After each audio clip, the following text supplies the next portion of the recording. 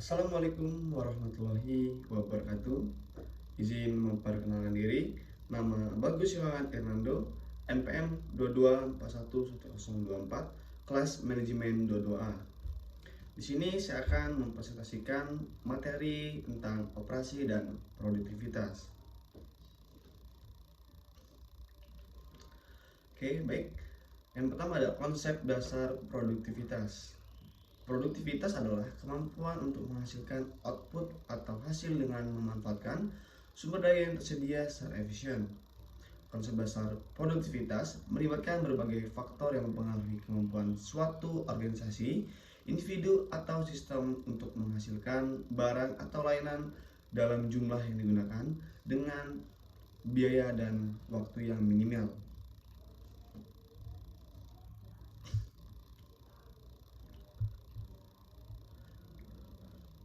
Selanjutnya, produksi dan produktivitas. Operasi dan produktivitas merupakan dua aspek penting dalam bisnis yang saling terkait. Operasi mencakup proses pengolahan sumber daya, sementara produktivitas mengacu pada efisiensi dari hasil proses tersebut.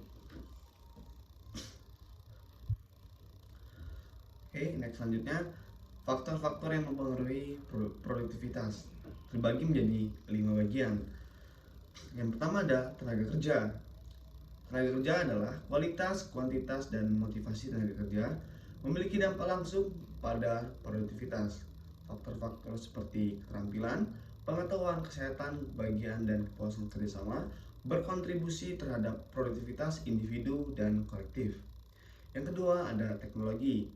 Teknologi adalah penggunaan teknologi yang tepat dapat meningkatkan efisiensi dan efektivitas dalam proses produksi dan layanan. Penggunaan teknologi canggih, otomatisasi, dan sistem informasi yang terintegrasi dapat secara signifikan meningkatkan produktivitas. Yang ketiga ada modal dan peralatan. Modal dan peralatan adalah ketersediaan dan kualitas modal, peralatan, dan infrastruktur juga mempengaruhi produktivitas. Peralatan juga yang modern dan efisiensi dapat mengurangi waktu dan tenaga yang dibutuhkan untuk menghasilkan output. Yang keempat, manajemen. Manajemen adalah kualitas manajemen sangat berpengaruh pada produktivitas. Manajemen yang efektif mampu mengelola sumber daya dengan baik, mengidentifikasi dan mengatasi masalah, mendorong kolaborasi, dan mengembangkan strategi untuk meningkatkan kinerja. Dan yang kelima itu ada kebijakan dan regulasi.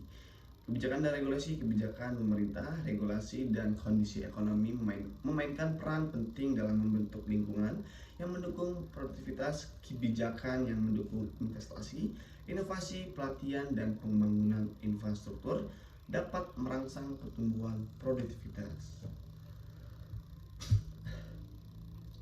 Oke, selanjutnya ada strategi peningkatan produktivitas terbagi menjadi 3 bagian.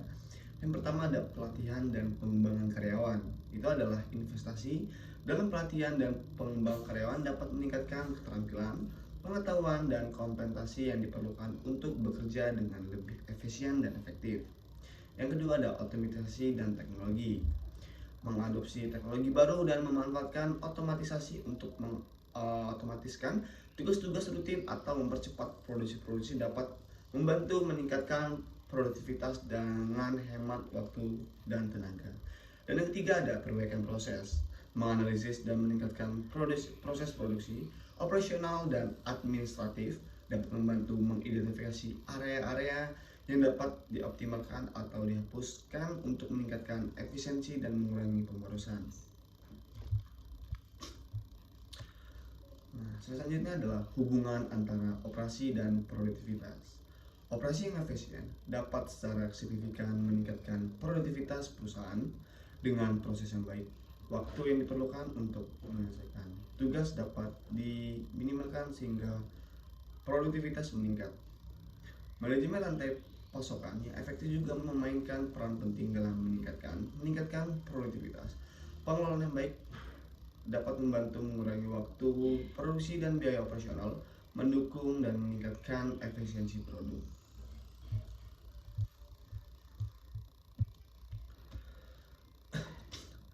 Terakhir ada teknologi dalam meningkatkan produktivitas. Nah, Ini ada 4 macam, ada robotik, analitik data, komunikasi terintegrasi, dan otomatisasi. Yang pertama ada robotik, sistem otomatis untuk meningkatkan produktivitas di ini produksi. Yang kedua ada analitik data, penggunaan data untuk mengidentifikasi efisien dan perbaikan proses. Yang ketiga ada komunikasi terintegrasi, sistem komunikasi yang terintegrasi untuk mempercepat koordinasi dalam operasi. Dan yang keempat ada otomatisasi, penggunaan teknologi untuk mengotomatisasi tugas-tugas yang berulang. Baik, itu saja yang bisa saya sampaikan. Kurang lebihnya saya mohon maaf kepada Tuhan saya manapun. Sekian saya akhiri, wabillahi taufiq wal hidayah. Wassalamualaikum warahmatullahi wabarakatuh.